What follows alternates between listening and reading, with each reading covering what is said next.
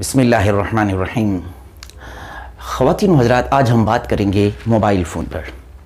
یہ جو mobile phone ہے، آپ کو پتہ ہے اس کی بناوٹ ہے، اس کو بنایا کس لیے گیا، اس کا مقصد کیا ہے؟ کال پر بات کروانا۔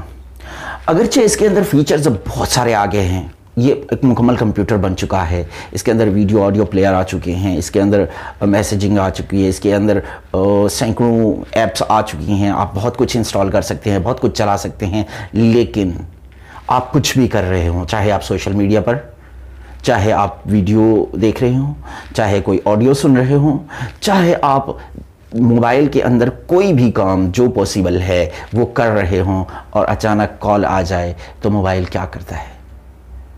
موبائل کے اندر یہ صلاحیت رکھی گئی ہے، موبائل کے اندر یہ خصوصیت ہے کہ موبائل جتنے کام اس کے پاس لگے ہوئے ہوں یہ سارے ڈراپ کر دیتا ہے، سارے روک دیتا ہے، اور اپنے اصلی مقصود اصلی جس کی وجہ سے اس کو پیدا کیا گیا ہے، جس کے لیے اس کو بنایا گیا ہے، وہ ہے کال۔ اور جیسے ہی کال آتی ہے کسی کی، سارے کام روک دیتا ہے اور پہلے کال کو پریورٹی دیتا ہے، اہمیت دیتا ہے۔ تو کیا ہم اس بات کو سمجھ سکتے ہیں کہ مجھے اور آپ کو کیوں بنایا گیا ہے؟ اللہ رب العالمین نے ہمیں عبادت کے لیے پیدا کیا ہے۔ جی ہاں، عبادت کے لیے۔ میرا رب فرماتا ہے وَمَا خَلَقْتُ الْجِنَّ وَالْإِنسَ إِلَّا لِيَعْبُدُونَ، میں نے انسانوں اور جنوں کو صرف اپنی عبادت کے لیے پیدا کیا ہے۔ تو کیا ہمارے اندر آج بہت سارے معاملات آ چکے ہیں، بہت سارے فیچرز سمجھ لیں، بہت سارے کام ہم کر رہے ہیں، بہت سارے معاملات میں ہم مشغول ہو گئے ہیں، لیکن جس طرح موبائل فون پر جتنے فیچرز کھلے ہوئے ہوں، جتنے کام ہو رہے ہوں، جب کال آتی ہے تو وہ سارے ڈراپ کر کے، سارے سٹاپ کر کے سب سے پہلے کال پر توجہ دیتا ہے اور کال اٹینڈ کرنے کا کہتا ہے۔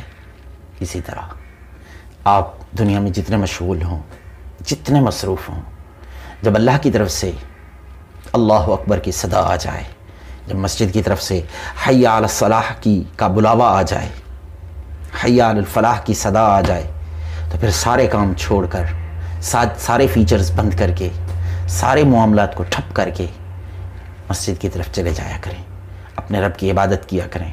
جس مقصد کے لیے آپ کو بنایا گیا ہے وہ مقصود اصلی یہ ہے، جس مقصد کے لیے آپ کو مینوفیکچر کیا گیا ہے وہ مقصود اصلی عبادت ہے، اسے مت بھولیے۔ دنیا کے جتنے مرضی فیچرز چلا لیجئے، جتنے مرضی مشغولیات اپنا لیجئے، جتنی مرضی مصروفیات کو اختیار کر لیجئے، لیکن عبادت کو مت بھولیے، یہی آپ کا مقصود اصلی ہے۔